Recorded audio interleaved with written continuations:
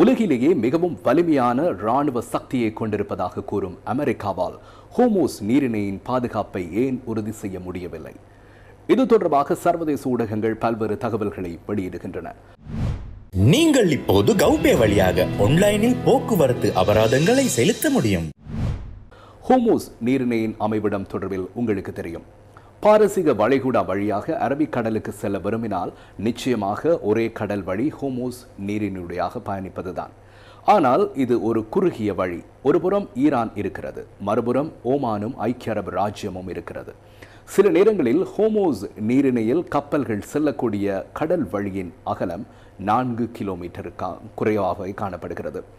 சில நேரங்களில் கப்பல்கள் ஈரானிய கடற்கரையிலிருந்து சுமார் 6 கிலோமீட்டர் தொலைவில் பயணிக்கின்றன. வர்த்தக கப்பல்கள் ஈரானுக்கு மிக அருகிலேயே பயணிக்கின்றன. இத்தகைய சூழலில் ஈரானிய நிலப்பரப்பிலிருந்து வரும் ஆளில்லா விமான தாக்குதல் அல்லது ஏவுகணை தாக்குதலில் இருந்து தங்களை பாதுகாத்துக் கொள்வதற்கு ஒரு வெளிநாட்டு கப்பலுக்கு மிக குறுகிய காலமான வெறுமனே 2 நிமிடங்கள் மாத்திரமே அவகாசம் இருக்கிறது. ஆகவே மிகவும் குறுகலான இந்த ஹோர்முஸ் நீரிணை வழியாக பயணிக்கும் கப்பல்களுக்கு முழுமையான பாதுகாப்பை வழங்குவது என்பது ஈரானிடமிருந்து வரும் எந்த ஒரு தாக்குதலுக்கும் அமெரிக்கா கடற்படை மிக எளிதாக இலக்காகிவிடும் என்பதாகும்.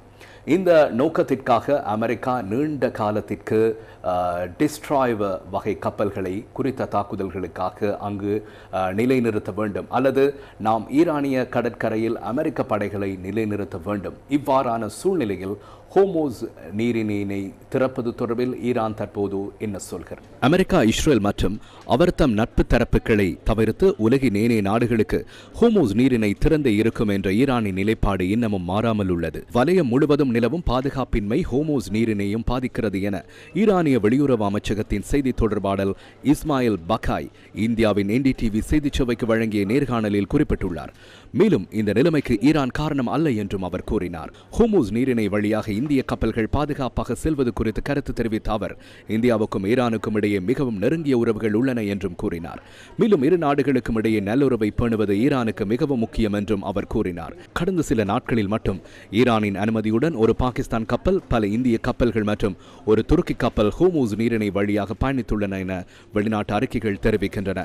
சீனா, பிரான்ஸ் மற்றும் இத்தாலி உள்ளிட்ட நாடுகள் இது தொடர்பாக ஈரானுடன் பேச்சுவார்த்தை நடத்தி வருவதாகவும் தகவல்கள் வெளியாகியுள்ளன.